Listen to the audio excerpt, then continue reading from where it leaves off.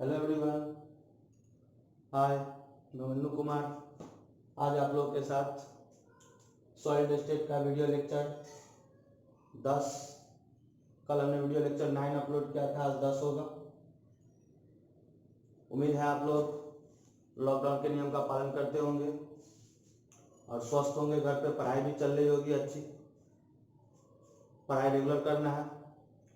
बहुत ही interesting class आज का होने जा रहा है, बहुत इंटरेस्टिंग क्लास। कल मैंने रॉक साल्ट स्ट्रक्चर डिस्कशन किया था, आज हम लोग सीजियम क्लोराइड स्ट्रक्चर डिस्कशन करेंगे।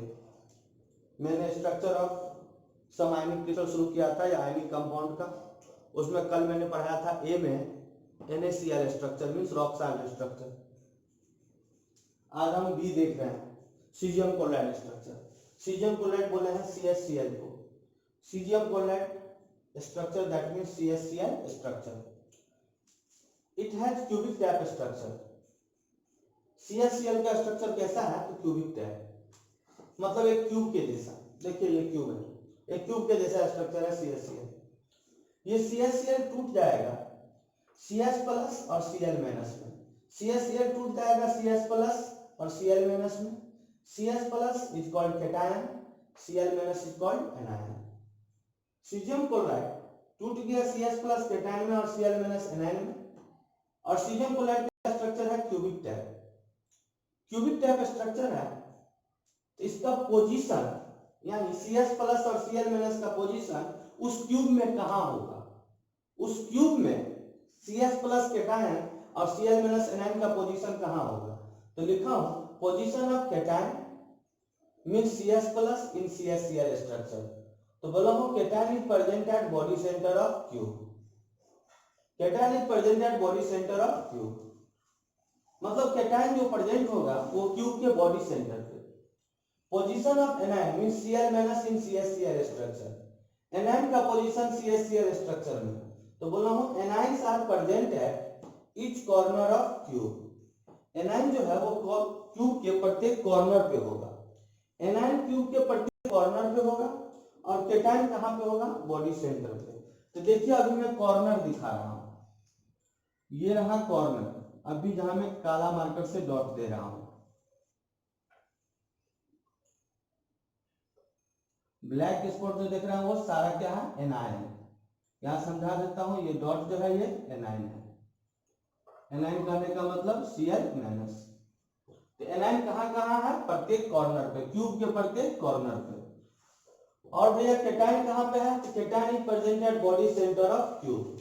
क्यूब के बॉडी सेंटर पे। तो देखो ब्लू मार्कर से मैं दिखा रहा हूं कैटायन को, ये रहा कैटायन, ये कैटायन है, दिखा दिया। ये क्रॉस क्या है, कैटायन। कैटायन कहने का मतलब CS प्लस। फिर एक बार समझते, CaCl स्ट्रक्चर है यानी caesium chloride structure, cubic tap structure है। सीजियम क्लोराइड टूट गया CS प्लस कैटायन में और Cl माइनस एनायन में। कैटायन का पोजीशन सीजियम क्लोराइड स्ट्रक्चर में, कैटायन प्रेजेंट होगा बॉडी सेंटर ऑफ क्यूब पे। और एनायन का पोजीशन सीजियम क्लोराइड स्ट्रक्चर में, एनायन प्रेजेंट होगा क्यूब के प्रत्येक कॉर्नर पे। ध्यान दीजिए, नोट में पॉइंट समझा देता हूं क्या। At each corner, at each corner of cube 1/8 part of an ion occupy. Cube के प्रत्येक कॉर्नर पे 1/8 पार्ट ऑक्यूपाई होगा। At body centre of cube complete 1 part of an ion occupy. मतलब ध्यान दीजिए, क्यूब के बॉडी सेंटर पे complete 1 part occupy होगा और क्यूब के कॉर्नर पे 1/8 पार्ट ऑक्यूपाई होगा। कॉर्नर पे 1/8 पार्ट और बॉडी सेंटर पे कंप्लीट 1 पार्ट। तो कॉर्नर पे अपना कौन है, एनायन। तो मान लेंगे कि if Z number of anion per unit cell, per unit cell. अगर ZA का वैल्यू कोई पूछेगा तो ध्यान दीजिए, एनाइन कहाँ पे है? एनाइन है प्रेजेंट ईच कॉर्नर पे, ईच कॉर्नर पे यानी प्रत्येक कॉर्नर पे एनाइन है। नीचे में 4 कॉर्नर, ऊपर में 4 कॉर्नर। अब ध्यान देगा कॉर्नर पे कितना ऑक्युपाई करेगा, तो 1/8 पार्ट, एक कॉर्नर पे 1/8, तो टोटल कॉर्नर है 8, तो लिखेंगे 8 इंटू 1/8, कट के कितना आया? 1 आया। मतलब हम लोग यहाँ बता देंगे, समझा देंगे, ZA number of anion per unit cell बराबर 1, ZA बराबर 1। मतलब यहाँ समझा रहा हूं, number of anion per unit cell बराबर 1। If ZC number of cation per unit cell, ZC number of cation per unit cell है, तो बॉडी सेंटर पे कितना पार्ट ऑक्युपाई करता है? ध्यान दो, कंप्लीट 1 पार्ट, यानी ZC कितना हो जाएगा? 1, कंप्लीट 1 पार्ट आएगा, यानी पूरे का पूरे कैटायन प्रेजेंट रहेगा। तो यहाँ बता दिया number of cation ZC per unit cell बराबर 1, यानी कैटायन का संख्या सीजियम क्लोराइड स्ट्रक्चर में 1, एनायन का संख्या सीजियम क्लोराइड स्ट्रक्चर में 1। तो अब मैं बोल रहा हूं ऑल्सो इफ Z बराबर number of formula per unit cell, formula per unit cell, Z number of formula per unit cell, तो Z का वैल्यू भी कितना होगा? 1, यानी number of formula per unit cell कितना होगा? 1। ध्यान दीजिए, नंबर ऑफ एनायन ZA का वैल्यू सीजियम क्लोराइड स्ट्रक्चर में 1, ZC का value number of cation per unit cell कितना? 1, Z number of formula per unit cell है, तो Z का वैल्यू भी कितना हुआ? 1, यानी सीजियम क्लोराइड स्ट्रक्चर में number of formula per unit cell 1 आया, जबकि रॉक साल्ट स्ट्रक्चर में number of formula per unit cell पीछे क्लास में हमने बताया था 4। अब थोड़ा ध्यान देगा, relation between radius of cation R plus comma radius of anion R minus and edge length A for caesium chloride structure, caesium chloride structure, relation between radius of cation R plus radius of anion R minus and edge length A for caesium chloride structure. Relation देखना है radius of cation R plus radius of anion R minus और edge length A के बीच में, कहां पे? Caesium chloride structure में, caesium chloride structure में। जिस तरह हमने कल देखा था रॉक साल्ट में, relation radius of cation R plus radius of anion R minus और एज लेंथ A में, रॉक साल्ट में। उसी तरह हम लोग सीजियम क्लोराइड में भी देखेंगे relation radius of cation R plus radius of anion R minus और एज लेंथ A के बीच में, कहां पे? सीजियम क्लोराइड स्ट्रक्चर में। इसको समझने के लिए कंसीडर कर रहा हूं, वी कंसीडर CSCl स्ट्रक्चर। इसको समझने के लिए हमने कंसीडर किया CSCl structure, we consider CSCl structure, CSCl structure ले रहे हैं। तो देखिए ये अपना CSCl स्ट्रक्चर है, CSCl स्ट्रक्चर में एनाइन जो है वो कॉर्नर पे है और कैटायन जो है वो बॉडी के सेंटर पे है। तो CSCl स्ट्रक्चर लिए हैं समझने के लिए। अब थोड़ा सा भैया तुम ध्यान दो, तुरंत समझ में आ जाएगा। ये साइड लेंथ इसका A है, अगर ये A है तो ये भी A होगा, क्योंकि क्यूब का साइड बराबर होता है। ये A तो ये भी A, ये भी A, ये भी A, ये भी A, ये भी A, यानी सारा साइड लेंथ A होगा। अब थोड़ा सा ध्यान दो, इसका मैंने नाम रख दिया A B C D, ठीक। ऊपर में रखा है, A के ऊपर में A डैश, B के ऊपर में B डैश, C के ऊपर में C डैश, D के ऊपर में D डैश, ठीक। और ये जो कैटायन था बॉडी सेंटर पे उसका नाम रखा O, बॉडी सेंटर पे कैटायन रखा O। अब भैया ध्यान देके सीखना है, हम लोग को रिलेशन देखना है radius of cation R plus radius of anion R minus average length A के बीच में। कहां पे? तो सीजियम क्लोराइड स्ट्रक्चर में। इसको समझने के लिए हमने कंसीडर किया सीजियम क्लोराइड का स्ट्रक्चर। ध्यान दे भैया, ये CD का साइड लेंथ A बोला हूं, AD भी साइड लेंथ A है, यानी DD डैश भी A होगा, A डैश भी A होगा, क्योंकि क्यूब का साइड बराबर होता है। ठीक, यानी घन का साइड लेंथ इक्वल होता है। ध्यान दो, AC निकालना है तो बोलेंगे फ्रॉम ज्योमेट्री, फ्रॉम ज्योमेट्री से, जैसे हम लोग BCC में कैलकुलेट किए थे एग्जैक्टली। यानी सीजियम क्लोराइड का स्ट्रक्चर BCC टाइप होता है, क्योंकि BCC में भी एटम होता था कॉर्नर पे और बॉडी के सेंटर पे।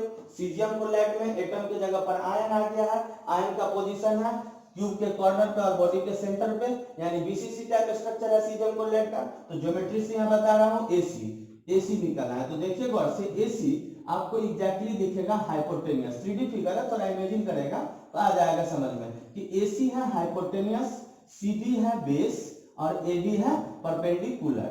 यानी AC है कर्ण, CD है आधार और AD है लंब।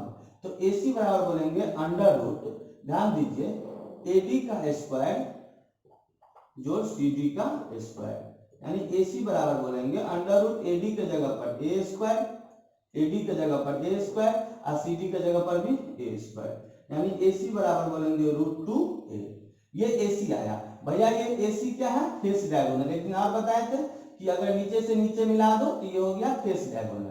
ठीक, अब ध्यान दो ऑल्सो A' यानी अब मैं बॉडी डायगोनल देखना चाहता हूँ, बॉडी डायगोनल। थोड़ा सा ध्यान दो, ये केटाइन को मैं हटा रहा हूँ, सीधा मतलब O से समझना कि ये जो है केटाइन है। देखो मैं AC निकालना चाहता हूँ, AC निकालना है तो AC निकाल A' निकालना है, A' निकालना है तो A' देखो, A' अगर 3D फिगर है इमेजिन करेगा, A' है आपका फिर हाइपोटेनियस, AC है बेस और A' है perpendicular. Once again, A' is hypotenuse, AC is base, while A' is perpendicular. Then A' equal to under root AC का स्क्वायर प्लस A' का स्क्वायर, A' का square. That means under root AC, value of AC comes out will be 0√2A plus A' equal to A, यानी A स्क्वायर। That means AC equal to √2A का whole square and AC equal to √3A, AC equal to √3A, AC equal to √3A। AC हमसे आ गया, क्या आया AC? तो √3A। ये जो AC है छोटू ध्यान दो, ये AC है इसका बॉडी डायगोनल। क्यों? क्योंकि नीचे के कॉर्नर से अगर ऊपर के कॉर्नर को मिला दो, क्यूब के नीचे के कॉर्नर से कहीं भी ऊपर के कॉर्नर को मिला दो तो वो हो जाएगा बॉडी डायगोनल, और क्यूब के नीचे से नीचे या ऊपर से ऊपर कहीं भी मिलाओगे तो हो जाएगा फेस डायगोनल। तो फेस डायगोनल आया है √2A, अब बॉडी डायगोनल आया है √3A। समझा भी देता हूं, ये फेस डायगोनल है और भैया ये क्या है? Body diagonal. बहुत इंटरेस्टिंग क्लास है, वीडियो को पूरा देखिएगा, मजा आएगा तब। AC है फेस डायगोनल और A' है √3A बॉडी डायगोनल। अब ध्यान दीजिए, हम लोग रियल अरेंजमेंट से बात करेंगे, रियल अरेंजमेंट से।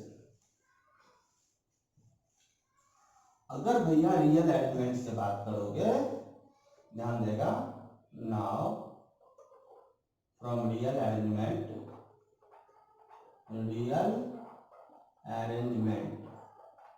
अगर भैया रियल अरेंजमेंट से बात करोगे तो रियल अरेंजमेंट से क्या होगा? तो रियल अरेंजमेंट से अगर A' कोई पूछेगा, A' तो A' रियल अरेंजमेंट से कोई पूछेगा तो A' का सिचुएशन देखो, तो A' है एनायन, C भी है एनायन और बॉडी सेंटर पे क्या है? कैटायन।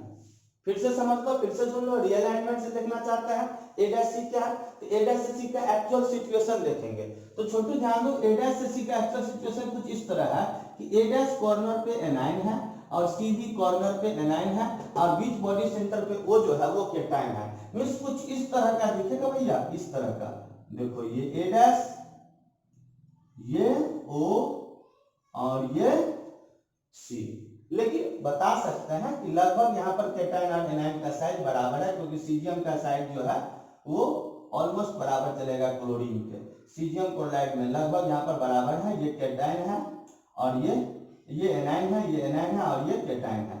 ये है ए डैश अपना, ये है सी अपना, ये एनायन है और ये सी भी एनायन है और बॉडी सेंटर पे ये कैटायन है।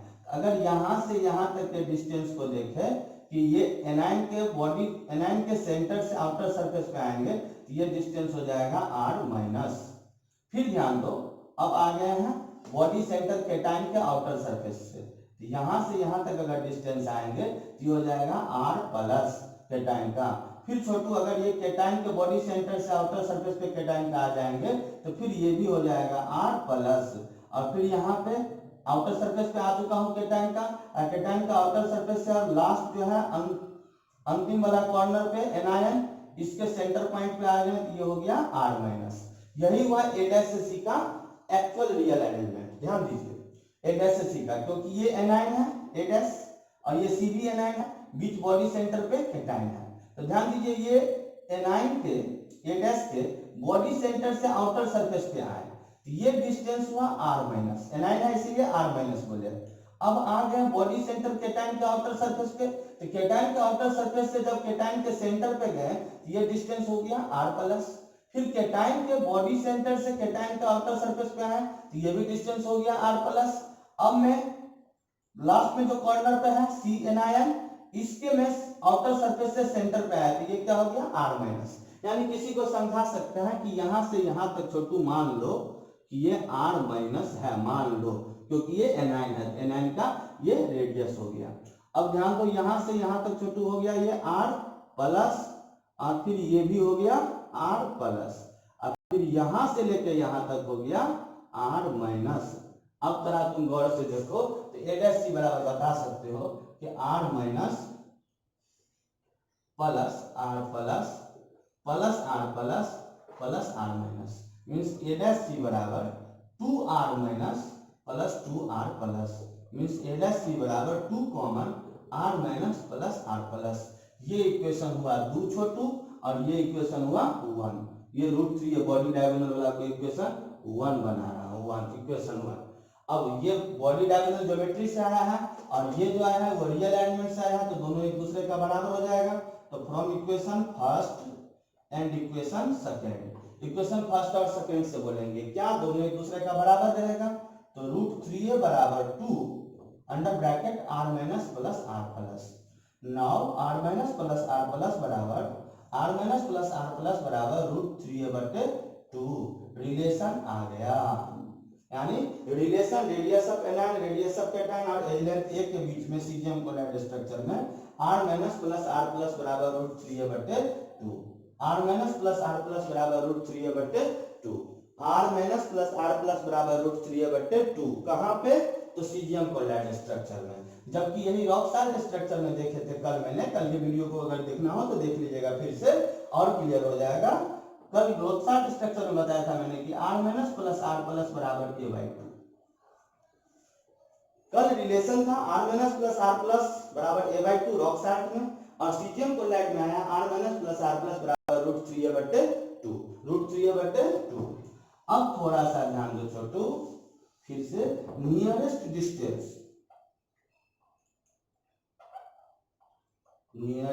Distance between cation and anion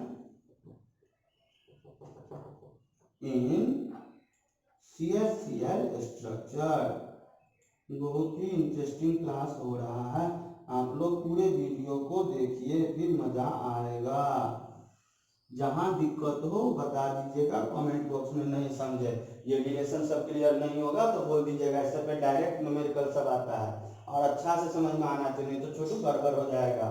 अभी देखिए अपने पास क्या है, nearest distance between cation and anion in CH-Cl structure.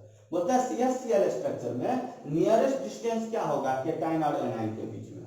तो नियरेस्ट डिस्टेंस मतलब कैटायन और एनायन का सबसे नजदीकी दूरी। तो कहीं से देखोगे नीचे में 4 एनायन है 4 कॉर्नर पे, ऊपर पे 4 कॉर्नर पे एनायन है और बीच बॉडी सेंटर पे कैटायन है। तो मतलब कहीं से देखेंगे तो एनाइन आएगा कॉर्नर पे और केटाइन आएगा बॉडी सेंटर पे। फिर से सुन लो, तुम नीचे से देखोगे तो भी, ऊपर से देखोगे तो भी सिचुएशन यही रहेगा कि प्रत्येक कॉर्नर के बाद बॉडी सेंटर का केटाइन मिलेगा। तो नियरेस्ट डिस्टेंस देखना है केटाइन और एनाइन के बीच में, कहाँ पे, तो सीजियम कोलैड स्ट्रक्चर में। तो अगर हम ध्यान दें कहीं से देखेंगे तो हमें पहले मिलेगा कॉर्नर पे एनायन और बॉडी सेंटर पे केटायन। तो देखो ये एनायन है, इसका डिस्टेंस हो गया सेंटर से। नियरेस्ट डिस्टेंस का मतलब होता है एक एटम के न्यूक्लियस से दूसरे एटम के न्यूक्लियस के बीच की दूरी। तो यहाँ ये एनायन है, इसके न्यूक्लियस से इस केटायन के न्यूक्लियस के बीच की दूरी, ये डिस्टेंस हुआ r माइनस और ये डिस्टेंस हुआ r प्लस, यानी r minus plus r plus. तो नियरेस्ट डिस्टेंस कितना हुआ केटायन और एनायन के बीच में सीजियम कोलैड स्ट्रक्चर में, तो r minus plus r plus, और r minus plus r plus का वैल्यू कितना आया है, तो √3a/2। यानी nearest distance between cation and anion in caesium chloride structure r minus plus r plus बराबर √3a/2। नियरेस्ट डिस्टेंस केटायन और anion के बीच में सीजियम कोलैड स्ट्रक्चर में r minus plus r plus होगा, जिसका वैल्यू कितना आया है √3a/2। क्यों? क्योंकि नियरेस्ट डिस्टेंस देखना है तो आप या तो नीचे से देखो नियरेस्ट डिस्टेंस, या तो ऊपर से देखो। तो नीचे में देखो 4 कॉर्नर है, तुरंत बॉडी सेंटर पे केटायन है, या तो ये A और O का डिस्टेंस देख लो बॉडी सेंटर का, या तो B O का डिस्टेंस देख लो, या तो D O का डिस्टेंस देख लो। कहीं से देखो तो बात बराबर होगा, क्योंकि 4 कॉर्नर है, इस तरीका से रहेगा 4 कॉर्नर, और फिर बॉडी सेंटर आ जाएगा। देखो भैया ये बॉडी सेंटर आ गया, तो तुरंत बॉडी सेंटर तो इस चारों को टच करेगा, फिर इसके ऊपर से 4 आएगा, तो वो कहीं से भी टच करते रहेगा बॉडी सेंटर को। तो ये हुआ एनायन, जिसका डिस्टेंस हो गया सेंटर से आउटर सरफेस का r माइनस, ये केटायन, केटायन के सेंटर से आउटर सरफेस का डिस्टेंस r प्लस। तो r minus plus r plus बराबर √3a/2।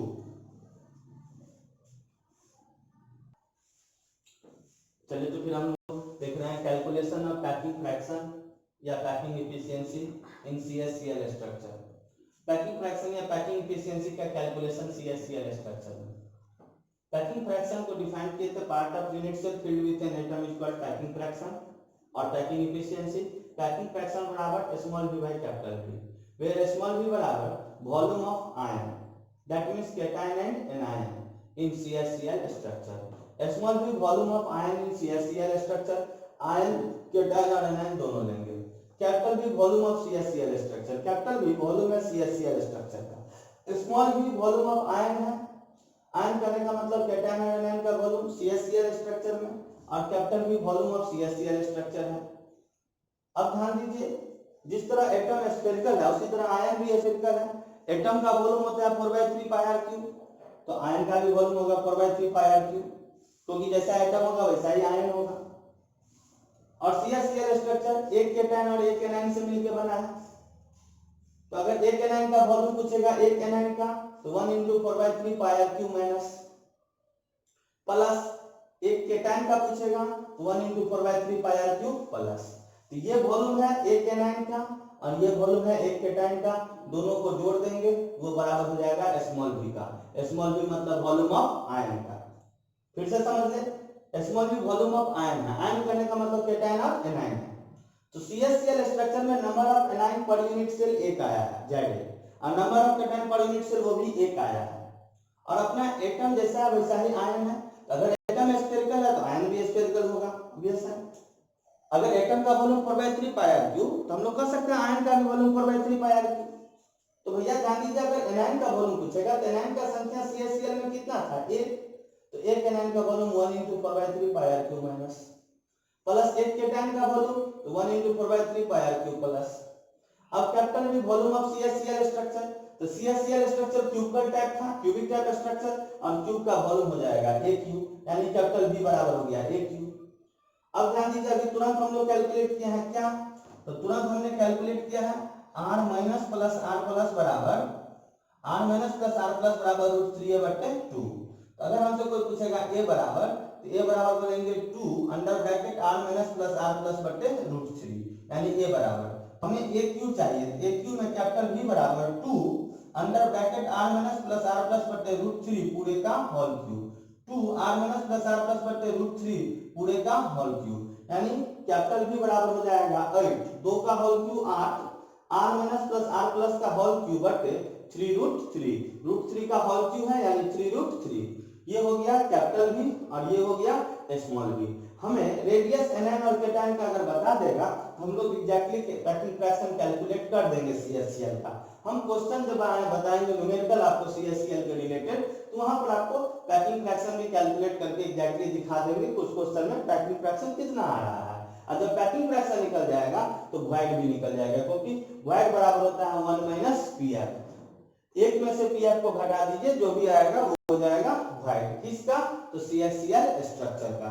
इसके लिए वॉइड और पैकिंग फ्रैक्शन एग्जैक्टली कैलकुलेट करने के लिए हमें रेडियस एनाइन का और केटाइन का चाहिए, जो न्यूमेरिकल क्वेश्चन में दिखेंगे। वहां पर दिया है सीजियम क्लोराइड के बेसिस पर सीजियम का और क्लोरीन का रेडियस, उस हिसाब से हम बता देंगे। ठीक, now density of CSCL structure, density CSCL structure का, तो DCSCl बराबर Z into M बटे N0 into AQ ग्राम पर centimetre cube. Means similar like BCC, simple cubic और FCC, उस सब का जैसा डेंसिटी होता था वैसा ही डेंसिटी CSCl का। DCSCl बराबर Z into M बटे N0 into AQ ग्राम पर centimetre cube, where Z equal to number of formula per unit cell, Z equal to number of formula per unit cell, that means Z बराबर 1, value of Z equal to 1। M atomic mass in gram, N0 Avogadro's number, value 6.023 into 10 to the power 23, A edge length in centimeter cube। फिर से सुन लीजिए, Z number of formula per unit cell है जिसका value 1 होगा, M atomic mass है जो ग्राम में होना चाहिए, N0 Avogadro's नंबर है जिसका वैल्यू 6.023 गुना 10 का पावर 22, A एज लेंथ है जो सेंटीमीटर क्यूब में होना चाहिए। यानी डेंसिटी सीएससीएल स्ट्रक्चर का Z गुना M बटे N0 into AQ ग्राम पर सेंटीमीटर क्यूब।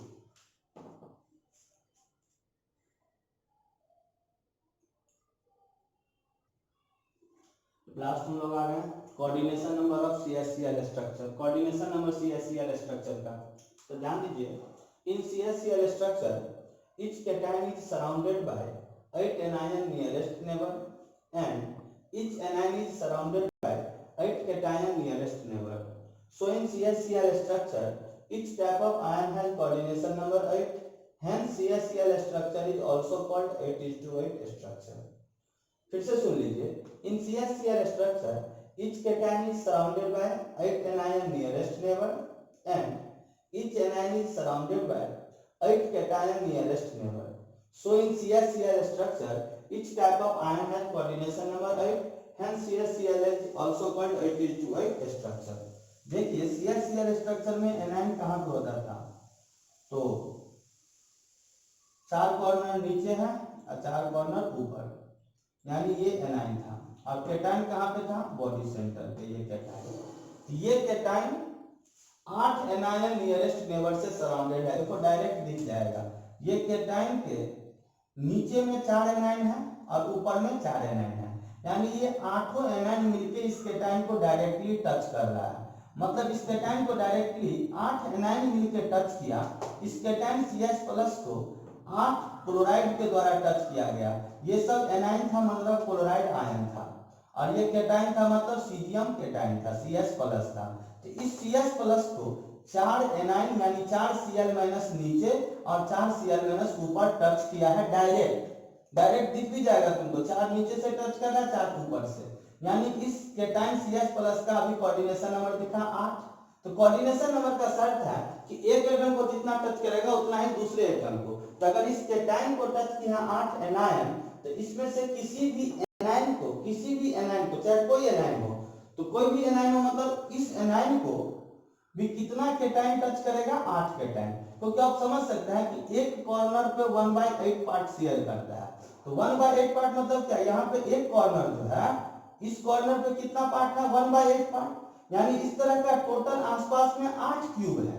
8 क्यूब मिलेगा तो एक एटम कंप्लीटली शेयर होगा, क्योंकि एक का पार्ट है 1/8। तो अगर इसका शेयरिंग है 1/8, इसका शेयरिंग है 1/8, इसका मतलब इसके आसपास अगर टोटल 8 क्यूब लगा दिया जाए, एक इसके दाएं, एक बाएं, एक पीछे, एक आगे, एक ऊपर, एक नीचे, इस तरह का टोटल अरेंजमेंट करेगा, तब इसका कंप्लीट 1 पार्ट होगा। क्योंकि जब 8 मिलेगा तो 1/8 से 8 हो जाएगा, तो कंप्लीट 1 पार्ट हो जाएगा। तो जब 8 क्यूब इसके आसपास आ जाएगा तो 8 का बॉडी सेंटर होगा।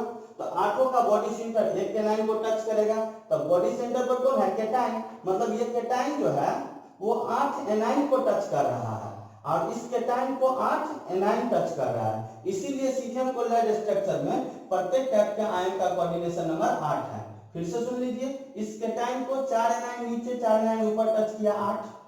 इस एनाइन के बारे में सोचोगे तो इस एनाइन का टोटल कितना पार्ट है, यहाँ पर 1/8 पार्ट है। तो 1/8 पार्ट का मतलब बाकी जो 7/8 है वो अनदर क्यूब के साथ इसका जुड़ा हुआ है, यानी इसके आसपास टोटल 8 क्यूब है, टोटल 8 क्यूब है।